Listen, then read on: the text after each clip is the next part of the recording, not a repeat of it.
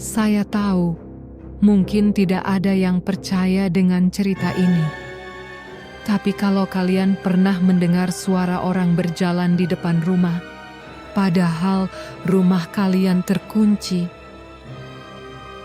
lalu kalian mendengar suara kain diseret di lantai, dan ketika kalian membuka pintu, yang kalian lihat adalah seseorang berdiri membelakangi kalian, dengan kain putih menutupi seluruh tubuhnya. Saya cuma mau bilang satu hal. Jangan pernah panggil namanya, karena setelah kalian melihatnya, dia akan datang lagi dan lagi, sampai sesuatu yang kalian sayangi diambil dari kalian. Kalian kembali lagi di channel Mr. Mistis.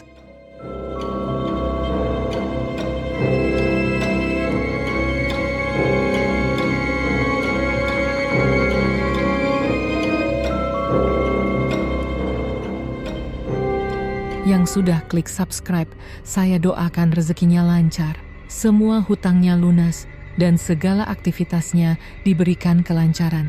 Amin. Kalau kalian berada di posisi Sari, dalam kondisi miskin, punya 4 anak, dan ditawari jalan pintas menuju kekayaan, kalian akan memilih apa? Tetap bertahan dalam kesulitan, atau mengambil jalan yang mungkin bisa mengubah hidup kalian selamanya? Karena kisah yang akan kalian dengar malam ini bukan cuma tentang pesugihan, tapi tentang harga yang harus dibayar ketika seseorang mencoba membeli kekayaan dengan sesuatu yang sebenarnya tidak pernah menjadi miliknya. Nama saya Sari. Tentu saja itu bukan nama asli saya. Saya minta kepada Mas yang punya channel ini supaya identitas saya jangan pernah dibuka. Bukan karena saya malu dengan apa yang saya lakukan, tapi karena saya takut. Saya takut kalau orang yang mengetahui cerita ini akan datang mencari saya, atau sesuatu yang selama ini mengikuti saya menemukan saya lagi. Waktu saya pertama kali datang ke sini, saya masih berpikir kalau cerita ini akan selesai setelah saya berhenti melakukan pesugihan. Saya pikir, kalau saya sudah bertaubat, semuanya selesai. Ternyata saya salah. Semuanya justru baru dimulai. Saya seorang ibu. Saya punya 4 anak. 2 laki-laki dan 2 perempuan. Dan waktu itu, saya adalah seorang janda. Sari tinggal di sebuah rumah sederhana di kawasan padat penduduk. Rumah itu tidak besar. Dinding bagian depannya sudah beberapa kali dicat ulang. Atapnya sering bocor kalau hujan turun terlalu deras. Di ruang tamu hanya ada 1 sofa tua, 1 televisi kecil, dan sebuah meja kayu yang permukaannya sudah penuh goresan. Suami saya meninggal karena sakit. Saya tidak mau cerita terlalu banyak tentang itu. Yang jelas, setelah dia meninggal, saya seperti kehilangan kaki. Karena selama ini, meskipun hidup kami pas-pasan, saya masih punya tempat untuk bersandar. Setelah dia tidak ada, saya harus mengurus 4 anak sendirian. Setiap pagi saya bangun sebelum subuh, masak, menyiapkan anak-anak sekolah. Setelah itu saya bekerja. Kadang mencuci pakaian orang, kadang membantu tetangga, kadang jualan makanan kecil. Apa saja saya lakukan. Tapi masalahnya, 4 anak itu bukan cuma makan. Mereka sekolah. Ada uang listrik, ada uang kontrakan, ada uang obat. Ada kebutuhan lain yang kadang datang tanpa permisi. Saya masih ingat satu malam. Waktu itu saya sedang menghitung uang. Saya hitung sampai 3 kali. Tetap saja jumlahnya sama. Tidak cukup. Saya melihat anak-anak saya tidur. Salah satu dari mereka tidur sambil memeluk tas sekolah. Mungkin karena besok dia takut tidak punya uang untuk berangkat. Dan malam itu, saya menangis. Hujan deras. Lampu rumah tiba-tiba mati. Saya kira listriknya turun. Tapi ketika saya keluar, rumah tetangga masih menyala. Saya masuk lagi, dan saat itulah saya mendengar suara. Seperti ada orang berjalan di belakang rumah. Langkah kaki pelan. 1, 2, 3. Saya pikir mungkin kucing. Tapi suara itu berhenti tepat di depan pintu belakang. Saya berdiri. Saya menunggu. Tok, tok, tok. Saya tidak berani membuka pintu. Kemudian terdengar suara seperti seseorang berbisik. Sar, Sar, Sari. Padahal tidak ada orang yang memanggil saya seperti itu. Nama saya memang Sari. Tapi hanya keluarga dan teman dekat yang tahu. Dan malam itu, saya sendirian. Saya mulai berutang. Awalnya sedikit, lalu bertambah. Sampai akhirnya, saya tidak tahu lagi harus membayar dari mana. Saya pernah datang ke warung, dan ketika pemilik warung melihat saya, dia langsung masuk. Saya tahu. Dia menghindari saya. Saya malu. Saya merasa gagal menjadi seorang ibu. Sampai akhirnya ada seseorang yang datang kepada saya. Saya tidak tahu siapa dia. Saya tidak pernah melihatnya sebelumnya. Tapi dia tahu keadaan saya. Dia tahu suami saya sudah meninggal. Dia tahu saya punya 4 anak. Dan dia tahu saya sedang terlilit utang. Dia bilang, kalau saya ingin hidup berubah, saya harus pergi ke Gunung Kawi. Saya langsung menolak. Saya bilang saya tidak mau. Tapi perempuan itu hanya tersenyum. Kamu tidak perlu takut, Sari. Yang penting kamu berani membayar harganya. Saya tanya, harga apa? Dia tidak menjawab. Dia hanya mengatakan, semua orang yang ingin kaya pasti punya sesuatu yang bisa ditukar. Malam itu saya tidak bisa tidur. Saya melihat anak-anak saya, dan entah kenapa, kalimat perempuan itu terus terngiang. Sesuatu yang bisa ditukar. Saya mencoba melupakan. Tapi beberapa hari kemudian, saya bertemu lagi dengannya. Kali ini dia membawa sebuah kertas kecil. Di kertas itu ada tulisan tangan, Gunung Kawi, dan sebuah tanggal. Saya bertanya, kalau saya pergi, apa yang akan saya dapat? Dia menjawab, uang, banyak. Lebih dari yang pernah kamu bayangkan. Saya bertanya lagi, apa yang harus saya lakukan? Dia hanya berkata, jangan pernah bertanya dari mana uang itu datang.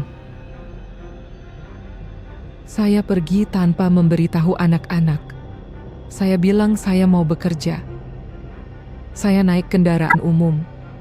Semakin jauh, udara semakin dingin. Saya mulai takut. Tapi setiap kali ingin pulang, saya ingat wajah anak-anak. Saya ingat utang. Saya ingat beras yang hampir habis. Dan akhirnya, saya teruskan perjalanan. Saya tiba malam hari. Ada seseorang yang menjemput. Seorang laki-laki tua. Saya tidak tahu namanya. Dia hanya bilang, ikuti saya. Kami berjalan cukup jauh, sampai akhirnya saya melihat sebuah tempat yang sangat sepi. Ada pohon besar, tanahnya basah. Udara di sana aneh. Saya mencium bau seperti bunga yang sudah membusuk. Lalu saya melihat sesuatu. Di antara pepohonan, ada sosok putih, berdiri, diam. Saya kira itu orang. Tapi ketika saya berkedip, sosok itu sudah tidak ada. Saya bilang kepada laki-laki tua itu, "Pak, Tadi ada orang. Dia menjawab, bukan orang. Saya ingin pulang, tapi laki-laki itu memegang tangan saya. Kalau kamu pulang sekarang, katanya, kamu akan pulang dengan membawa kemiskinanmu. Kalau kamu lanjut, kamu mungkin pulang membawa kekayaan. Tapi ingat, gunung tidak pernah memberi sesuatu secara cuma-cuma. Saya tidak mau menceritakan semua proses ritualnya. Saya hanya bisa bilang, malam itu adalah malam paling mengerikan dalam hidup saya. Saya diminta duduk. Saya mendengar suara orang membaca sesuatu. Tapi, di tengah suara itu, saya mendengar suara lain. Seperti ada banyak orang sedang menangis. Ada yang memanggil nama saya. Ada yang tertawa. Dan ada suara anak kecil. Saya mendengar suara anak kecil bilang, "Ibu, ibu pulang." Saya langsung berdiri. Saya pikir itu anak saya. Tapi laki-laki tua itu berkata, "Jangan menoleh." Saya bertanya, "Kenapa?" Dia menjawab, "Karena kalau kamu menoleh sekarang, kamu akan melihat siapa yang sebenarnya memanggilmu." Saya tidak menoleh. Saya hanya menangis. Dan malam itu, saya membuat keputusan. Keputusan yang saya sesali sampai hari ini. Setelah saya pulang, sesuatu berubah. Saya tidak langsung menjadi kaya. Tapi beberapa hari kemudian, ada orang datang. Dia membawa uang. Jumlahnya, saya tidak pernah punya sebanyak itu.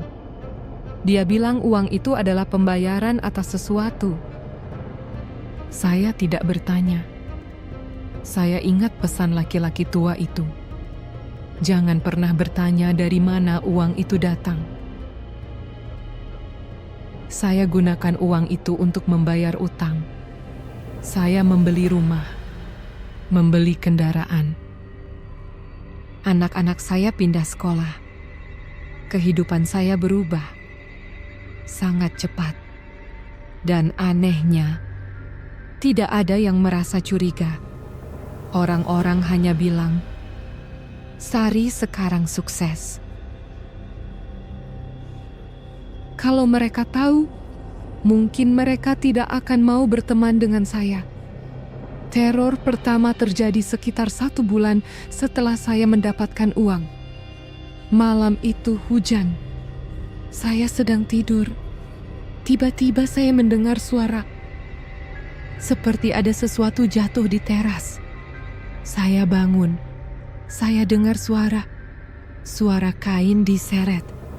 Srik, srik. Saya pikir mungkin kucing. Tapi kemudian, tok, tok, tok. Ada yang mengetuk pintu. Saya buka. Tidak ada siapa-siapa. Tapi di lantai depan pintu, ada bekas tanah basah. Seperti jejak kaki, tapi bentuknya aneh. Jejak itu tidak seperti orang berjalan. Jejaknya buk, seperti sesuatu yang melompat. Dari teras sampai ke ruang tamu. Dan berhenti tepat di depan kamar anak saya. Malam berikutnya, saya melihatnya. Pocong, berdiri di ujung lorong.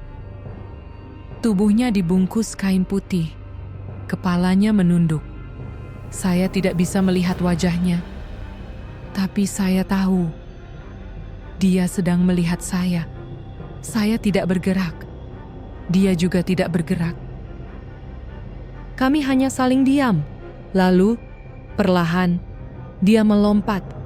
Biuk, biuk. 1 langkah, 2 langkah. Semakin dekat. Saya ingin berteriak, tapi suara saya hilang. Dan ketika jaraknya hanya beberapa meter, saya melihat wajahnya. Wajah itu bukan wajah orang asing. Saya mengenalnya. Itu wajah suami saya. Setelah malam itu, teror semakin sering. Kadang saya melihat pocong di depan rumah, kadang di belakang pohon, kadang di dalam rumah. Saya mulai kehilangan tidur. Anak-anak saya juga mulai ketakutan. Mereka bilang sering mendengar suara orang menangis. Saya mulai berpikir, mungkin saya sudah melakukan kesalahan. Saya pergi mencari orang yang dulu membantu saya, tapi saya tidak pernah menemukannya. Rumahnya kosong. Tetangga bilang, tidak ada orang tua yang pernah tinggal di sana. Saya tidak tahu harus percaya apa. Tapi sejak saat itu, saya mulai mengerti. Uang itu bukan hadiah, itu pembayaran. Dan sesuatu sedang menunggu bagian yang harus saya berikan. Saya tidak akan pernah melupakan pagi itu. Pagi ketika 2 anak saya meninggal. Mereka berdua pergi bersama. Saya tidak mau menjelaskan detail kejadiannya, karena sampai sekarang saya masih tidak sanggup. Yang saya tahu, hari itu sebelum mereka pergi, saya melihat sesuatu. Di belakang rumah ada pocong, berdiri, diam. Saya berteriak, tapi anak-anak saya tidak melihat apapun. Mereka pergi, dan beberapa jam kemudian, mereka tidak pernah pulang.